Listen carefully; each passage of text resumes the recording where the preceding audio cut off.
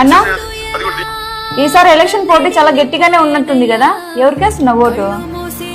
ఎవరైతే ఏముందిలేమ్మా, ఆర్చేది ఉందా తీర్చేది ఉందా. ఎవరైతే ఎక్కువ డబ్బులు ఇస్తారో లేదా మన కులుపోళ్ళు ఎవరన్నా ఉంటే చూసి వాళ్ళకు ఓటు గుద్దేసేది. 5 ఏళ్ళు కళ్ళు మూసుకొని బతికేస్తాము. నువ్వెవరికేస్తావమ్మా ఓటు? నేనంతే అన్నా, ఎవరు డబ్బులు ఇచ్చి చీరలు ఇస్తే వాళ్ళకి వేస్తా ఓటు, అంతే. ఇదిగోండి భోంచేయండి.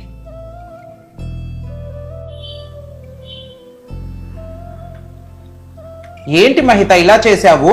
పప్పులో ఉప్పు కారము అట్లా వేసేసావు. అసలు అబ్బా, అల్సర్ వచ్చి పోవాలని నేనేమన్నా? అయ్యో అదేందండి, 5 గంటల్లో అరిగిపోయే తిండి కోసమే మీరు అంత శ్రద్ధ చూపిస్తున్నారే, అల్సర్ వస్తుందన్నారే.